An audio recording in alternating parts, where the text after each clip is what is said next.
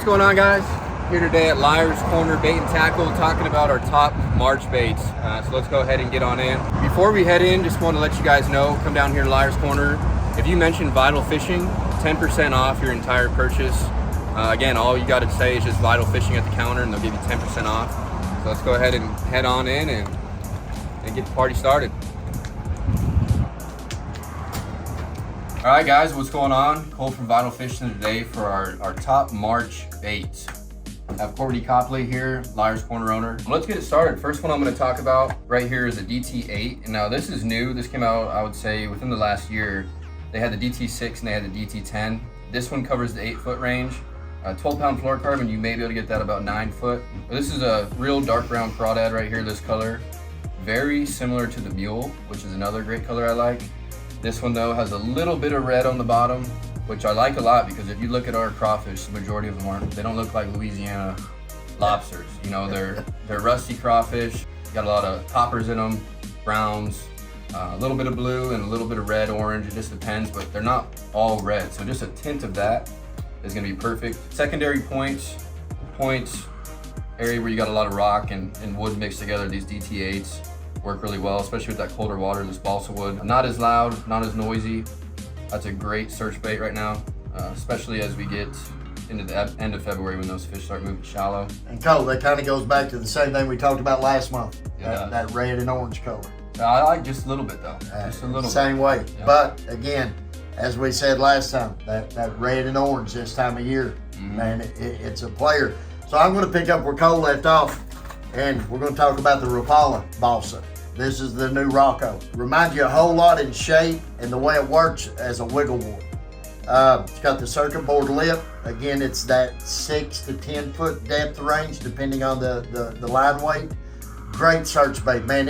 I took it out the other day when we got them in and tried them. And when you hit something, I mean, it ricochets and hunts. It is just dude, really cool action. And that's actually the same one that I was throwing the other day. I didn't, and I'm not going to sit here and lie and push a bait. I never got bit on it. But the action is what's coming up. And for that spring, when they go to moving up into that, as you that 10 foot to 2 foot range.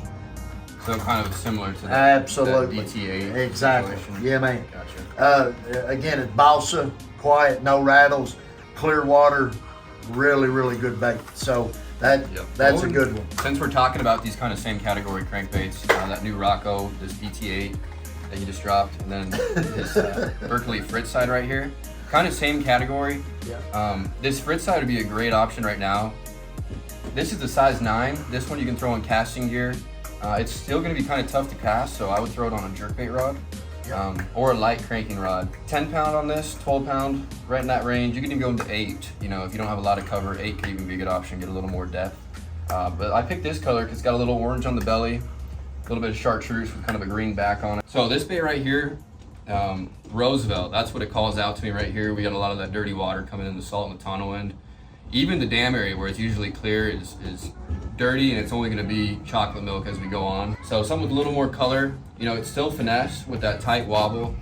Great February bait, but you still have a little bit of that chartreuse to draw them out in that dirty water. So I really like that one. And then Courtney, you want to take away I just want to go back to this one. Okay. I've caught so many fish on that exact crankbait in the last year that it's really and truly it's hard to believe. But yeah, that Fritz side, that flat side in cold water, man, it just absolutely, it catches.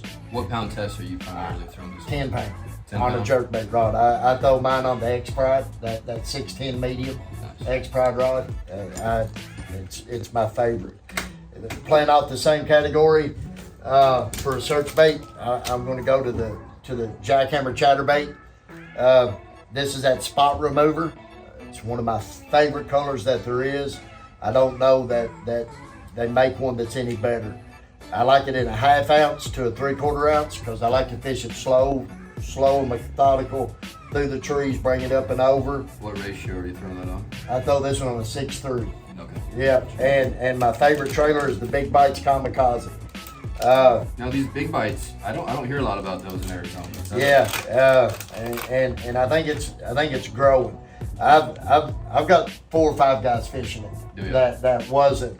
There's a guy actually fishing the open that come in the other day and picked some of these up because of he knew the. It's a little Havasu secret right now. He kind of knew the success I've been having, and he come in and he's like, dude, I've heard that you've been killing them on this certain chatterbait with a trailer. What is it? And that's it. And it just works. It works good on a spinnerbait, but it works a heck of a lot better on that chatterbait. And I'm a big fan of the Kamikaze, the 4-inch.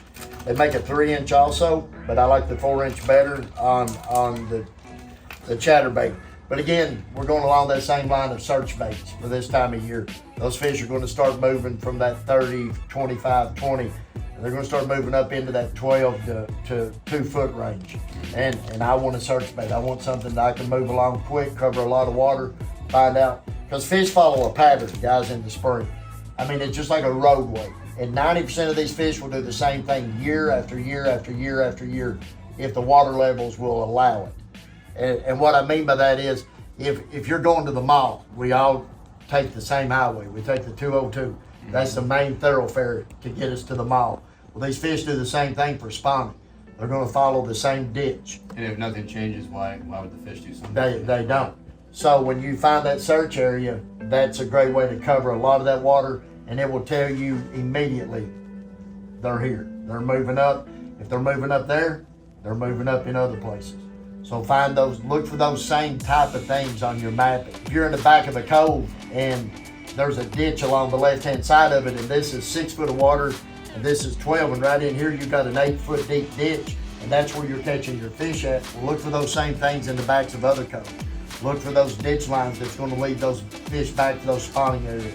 Hard rock, hard bottom. That's what they're looking for. And search baits, everything that myself and Cole talked about, those are my favorite things to throw this time of year when I'm looking. So far this year, the only thing I've fished is ditches, which are just channels for those fish to travel. That's it. That's all I fish. So when he's saying those produce, a lot of fish, he's not kidding. Yep. And then before we get on to our, more of our finesse and our jigs and stuff like that, Courtney, you want to talk about our last reaction? Yeah, let's talk about the River to Sea Tactical Bass and Crank. This crank came out about 3 years ago. It's a cold water crank, but it's made for speed cranking. I throw this on an 8-to-1 gear ratio on an 8 foot rod, and I burned the daylights out of it. I was one of the first people in Arizona to get these when they first come out. A buddy of mine at Tackle Warehouse called me and said they were in, and before they went on sale, I don't want to get him in trouble, so I'm not going to mention any names, but he sent me a few of them to try. And I went to Bartlett, and it was brutal. I mean, it was one of them Bartlett times when you go out there and fish all day and catch 3 or 4 fish. And I went out there and had a 70 fish day on this. And I met a little young man on the boat dock that afternoon named Deegan Daughtry. And I called him over and I gave him 3 or 4 of them. And he actually won the kids tournament that Sunday throwing that crank. So, guys, that thing right there is money. And it's that on 12 right there? Absolutely, 12 pound, and you crank it till your arms fall off. Yeah, I know it don't make any sense. It's not easy. Your wrist is going to be killing you. It is. When I say that you could wear a wrist guard or tape if you're kind of a baby, but it will make your wrist sore after a while. Yeah, it does, but man, that thing absolutely in cold water. And I like to I think it runs 14 to 16 foot deep. I like throwing it in about 12 foot, and I grind it off of every single solitary thing I can make it hit. I want it ricocheting and hunting and beating and banging. And River to Sea Tactical Bass and Crank, that is a killer in that 50 to 55 degree water range, which is where we're at right now. Doesn't Matt Shura wear a wrist guard when he's deep cranking? I think Matt may wear that all the time. He does. I think he's got to the point now where Matt wears that wrist guard all the time. I don't know if from fishing or doing push-ups or what he's doing, but yeah, I think it's got to the point that maybe just too many years of fishing for Matt. Yeah, I don't know. Might be. Yeah. Cool. All right, so let's go to the next one here. Right here we have the Berkeley Finesse jig, and what's awesome about these is they're already scented. This is a 1/4 ounce, and maybe a year and a half ago, 2 years ago, 50% of the time throughout the year I was throwing a jig. I mean, anytime I go to the lake, I was throwing a jig, and I've kind of got away from it. And this year I'm bringing it back to the basics, and I'm gonna be throwing this jig a lot. And now you're gonna see this color, kind of a green pumpkin watermelon. And what does it have? Just a hint of red. This is their hot craw right here, which is nice about this one is it's not all red. It's not something crazy unrealistic. It's just a tint. And if you look at any of our crawfish that have red in them, they're not bright Louisiana red. They have just a tiny bit of red tints or orange tints. So that's why this is perfect. This is a 1/4 ounce, so I'm gonna pair this right here with a Yamamoto. This is a Yamacraw. And you know, this is a little big for a finesse jig, so what I'll do is I'll just cut it right here and kind of just make a kind of a chunk. And with these flappers being so big, they actually have a little bit of the lip that you'll see in a second. And it's gonna make that bait fall insanely slow. So with a 1/4 ounce in this right here, it's heavy enough where you can still get a good cast, but it's gonna fall like this. So you can throw this in 2 foot of water and you're not gonna spook fish. You know, 12-pound line, 10 if you really want to go finesse, but 12 pounds is a good way to go. And you're just gonna pitch this around anywhere that you can see fish staging, kind of pockets, secondary points, isolated trees, any kind of cover that you just need something slow and methodical to try to catch those bass' attention. So definitely gonna be using this a lot. You guys are definitely gonna see some videos throwing these finesse jigs this year. And it's a ton of fun catching fish on a jig. I mean, I don't think it's one of the most fun hook sets. One of the best bites there is. Yeah, 100%. I mean, it's just bam. Yeah. It's a lot of fun. There's nothing more fun. I want to go to this Yamacraw. Something that over the years of fishing that I've got away from was a Carolina rig. But it's something that I've got away from. And Dean Cruiser actually got me back into fishing a Carolina rig last year. This bait right here come out about 2 months ago. Took us a little while to get them, but we finally got them in. I took this out 2 weeks ago when we first got them in, and I threw it on a Carolina rig at Bartlett tournament. I think they were 7 limits weighed in. I caught several fish Carolina rigging this. It's a new floating plastic by Yamamoto. So it's what are you doing leader wise? Are you doing what for this time of the year? What size leader are you throwing? 12 to 16 inches. So you want that close to the bottom. And I want a very light wire hook. So I like that Kamikaze G Finesse hook. It's very light and it lets that old crawdad, man. I mean, it'll eventually float down to the bottom, but when you drag it along, it'll pop right back up. And as you was talking about those claws, they're a whole lot like the rage crawl. So they put off a lot of vibration. And that thing right there on the Carolina rig is money, guys. If you haven't tried it, try it. They make it in a bunch of different colors. I'm old school, watermelon red. That's about the only color that I throw. But that Yamacraw is spring color right there. Bro, that's money, guys. All right, then something I've been forgetting about is include you pond guys. You know, that's where it all started for me, fishing around town. I know a lot of you guys work full schedules, have kids and all. You don't have time to get out to the lakes, and all you have is, you know, canal after work or the pond. So I want to talk about this one right here. It's a net bait right here. This is actually the Lollipop. Similar if you guys have thrown a shad worm or even the live shad by RoboWorm, similar to that. And it's infused with the new bait fuel. So those are actually scented. And to me, the weird part about them is if you open that up and smell it, it actually reminds me of the old Berkeley, that old Berkeley bait they made 15 years ago when they first started putting scent into Berkeley. When they infused that bait fuel into these, bait fuel itself is scentless when you smell it. But when you bake it into these, it actually gives them a scent. And I've smelt them before. They definitely. My wife stand out. Has been catching the heck out of them on that right there on the drop shop. Has she? Yeah. She just using a size 2 or 4 mosquito and just. No, she uses actually the rebarb. Oh, okay. Number 2 rebarb. Okay. And gotcha. Absolutely, that little thin light wire, and she's done. We went to Apache and I don't know, she had 14 pounds in the boat before I caught a fish. I thought all the fish died out of it. Yeah, that's what everybody said. And you know, I put my A-rig down and picked up a drop shot, and we ended up weighing in over 20 pounds. And all of it was by her. That was her idea. She done it, and you know, I'm not too proud to follow a beginner. And she put a butt whooping on me that day. So that thing does work. Yeah, I'm gonna be throwing this next week actually for smallmouth, and I'm gonna be throwing it with a nose hook. You get a little more action out of it. Now I'm fishing sand bottom. If I was gonna fish more timber and rocks and stuff like that, I would do what she was doing. Yeah. I'd go to the rebarb or the cover shot, size 2. And then last one, a lot of you guys fish the canal right here. This is little Rabbit Baits hair jig. real finesse. You're throwing this on 6-pound line. And the cool thing about this is it's almost like a fly. It's almost like a weighted fly. So you're gonna catch trout with this, crappie, bluegill, tilapia, carp.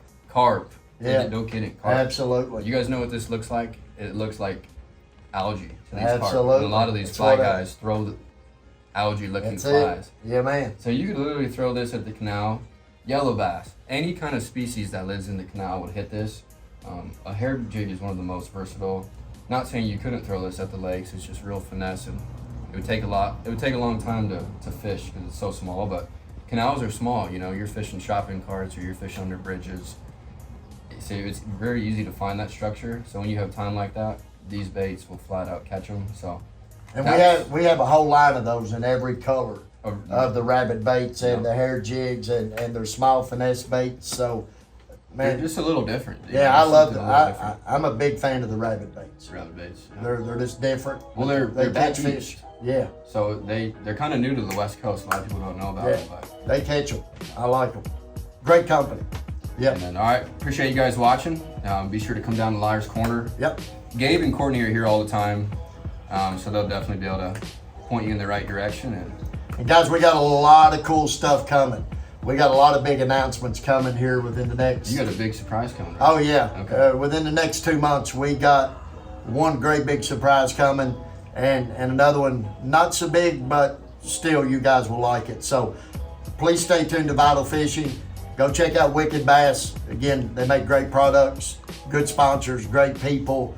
Love their stuff too. So thank you guys, and we'll see you next month. For sure.